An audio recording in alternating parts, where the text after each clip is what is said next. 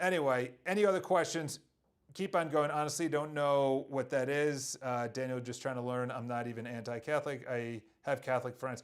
Yeah, I think the best way to go through church history is to read from books that are at the Angelus or Angelus Press, at TAN, T-A-N publishers, at Augustine. Any Catholic publishers are putting out actual Catholic content. Like the two books that I just read. One which was Popes in the Church, so that removes the question that someone had about the Pope and the should I Eastern Orthodox, should I not go, whatever the case is, number one. Number two is it was about fasting, was the second book that I picked up. Unbelievable book on fasting, prayer, abstinence, how it changed, what we should be doing. They have tiers in the end of the book. Actually, I'll leave on this because now we're going on crazy amounts of time with you guys, as much as I love you, even though I don't know any of you yet. So they have tiers. Well, I don't know if you could see all of that. Tiers: abstinence, no flesh meat is to be consumed on any Friday in the year with no exceptions. No flesh meat is to be consumed throughout all of Lent from Ash Wednesday through Holy Saturday including Sundays. This is just tier 1, by the way. By the time we get to tier 3 of fasting and abstinence, it literally says everything from tier 1 and 2 plus the following.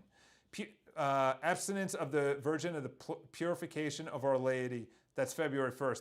Vigil of Corpus Christi, which just happened. Vigil of St. Laurus. Have you heard of these? No, but they were normal forever. Okay? So when people talk about this, then they have extras. I want that. I want to go through my calendar and have it the Catholic calendar. I want to live like a true Catholic because living chaste and not, my brain is so free. My brain is free. There's no thoughts of bad thoughts. Like, yes, there's, of course, as Father Ripperger says, you're oppressed. Everyone's oppressed. But then you could be obsessed. So you're obsessed with sports or gambling or, not of the world. And then you're possessed. And I would say that I was possessed of alcohol. I was obsessed with worldly things, and I was oppressed. So it's essentially stages. And obviously it's not 1, 2, 3. There's gradual. And when people think possessed, they think, crazy, running up and down the subways and everything else. But what if it's possessed with jealousy, or your body not the way that you want it to be, or possessed with, alcohol, drugs, acting out on this stuff that is disgusting. It was banned. Catholic Church was always at war with the world because it was banned. All of this OF nonsense was banned. Hollywood, with all their nonsense, banned. Look at Hollywood versus the Catholic Church. In the 1920s, 30s, was really when contraception was okayed in the conference of, someone tell me it. It was the first Protestants that, oh my gosh, it's on the tip of my tongue. It was the first Protestants to say, you know what, we don't say it's fine, but we're not going to demonize it for being wrong. And then through the next decades, they all just said it's fine. Contraception, and from contraception, everything just fell apart. Everything from the Lambeth Conference, that's what it was. The Lambeth Conference changed everything. There was no recourse if you have intimate relationships before marriage. There was no recourse if you're having intimate relations outside of your wife because you have contraception. And now there's a whole thing of being free.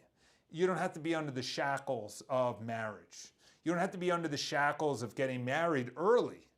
You don't have to be under the shackles of this whole thing known as being chaste, going until the end of your death, even if you're not married. Just sleep around And then you have the sexual revolution of the 60s and 70s. And then from that time, the Catholic Church, unfortunately, had no influence on society. So it's now really bottom up. Bottom up. It's us, the laity, instead of the top down.